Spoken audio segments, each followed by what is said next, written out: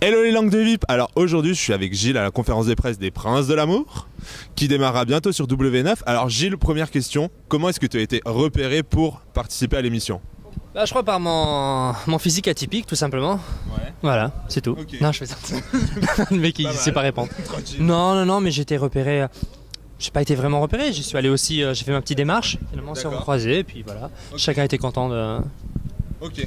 Alors toi par rapport aux autres princes quand même tu as plusieurs expériences télé, donc les rois du camping, alors j'avoue quand j'ai lu ça pour moi je croyais que c'était les rois du shopping, mais bon apparemment ça existait au camping aussi.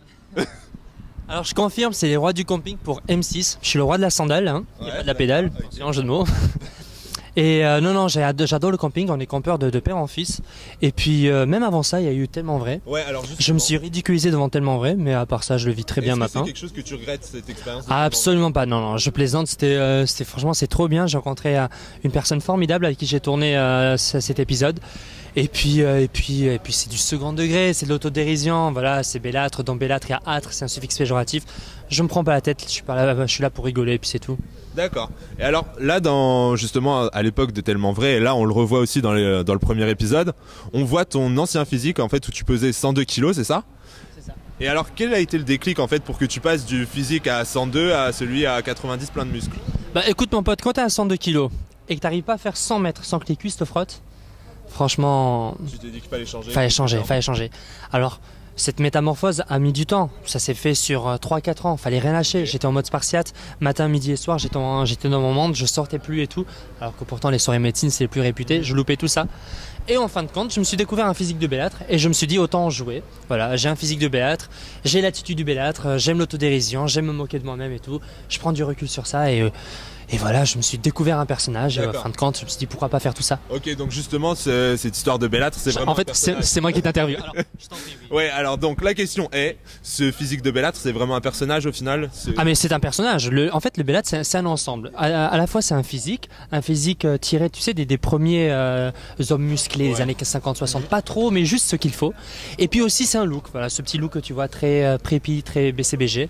Et puis c'est une attitude assez désinvolte, une attitude assez... on va dire, allez, ringarde. Un bellâtre, c'est un peu le Franck Dubos qui passe dans le camping derrière et tu dis « Oh Francky, alors, apéro ou pas ?» C'est un peu ça le bellâtre.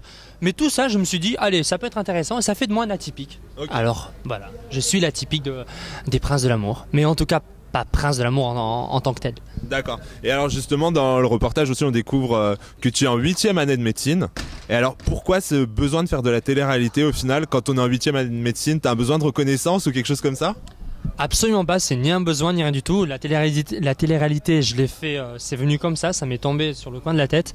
T'as quand même la démarche de vouloir... Oui, il y a eu la démarche, mais ce n'était pas un but en fin de compte, ce n'était pas un but, absolument pas.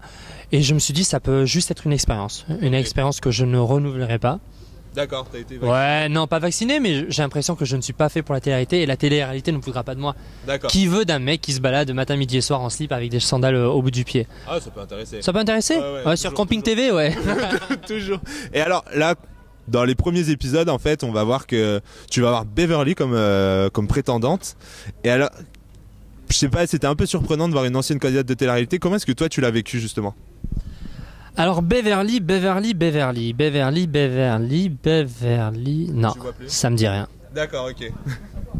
Bon alors voilà, maintenant vous savez quelques petites infos, quelques petites indiscrétions, un tout petit peu. Hein. Sinon allez voir Gilles Bellâtre et puis ça sera encore plus simple hein, sur YouTube, sur Facebook, voilà.